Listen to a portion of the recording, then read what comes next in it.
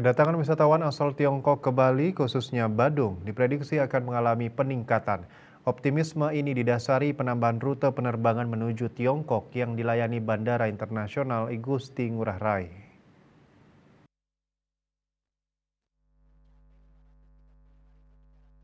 General Manager Bandara Internasional Igusti Ngurah Rai Handi Heryudityawan mengatakan jumlah kedatangan penumpang asal Cina saat ini telah mengalami peningkatan. Kehadiran Wisman asal Tiongkok sempat merosot setelah sebelumnya terpengaruh dampak pandemi COVID-19.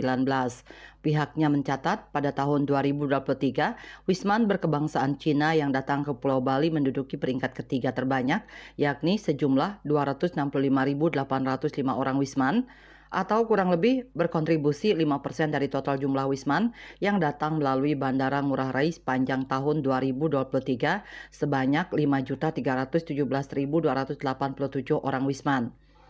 Peningkatan tersebut, kata Handi, sejalan dengan proyeksi Kementerian Pariwisata dan Ekonomi Kreatif Kemenparekraf yang memperkirakan jumlah kunjungan wisatawan mancanegara Wisman asal Cina ke Indonesia akan pulih di atas tahun 2025. Pihaknya berharap tambahan frekuensi dan maskapai baru ini akan semakin meramaikan kunjungan Wisman di Bali dan jumlah kedatangan WNA asal Cina diharapkan dapat segera kembali seperti di tahun 2018 yang mencapai 1.380.687 orang. Dijelaskan, Bandara Ngurah Rai telah melayani sebanyak 21 rute domestik yang dilayani 11 maskapai. Sedangkan untuk rute internasional, dengan tambahan Junyao Airlines, saat ini terdapat 38 maskapai yang melayani rute internasional dengan 36 rute yang ada di Bandara Internasional Igusti Ngurah Rai. Untuk rute menuju Tiongkok di Bandara Internasional Igusti Ngurah Rai, sebelumnya telah dilayani oleh 3 maskapai yakni Xiamen Airlines, China Southern Airlines, dan China Eastern Airlines dengan rute dari dan menuju Guangzhou, Fuzhou, Xiamen, dan Shanghai.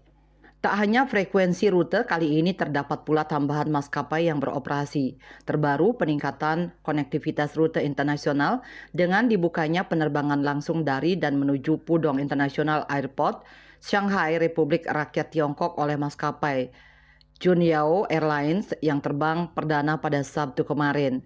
Ia menyebutkan penerbangan rute langsung Pudong dan Pasar tersebut merupakan tambahan frekuensi rute internasional perdana di tahun 2024.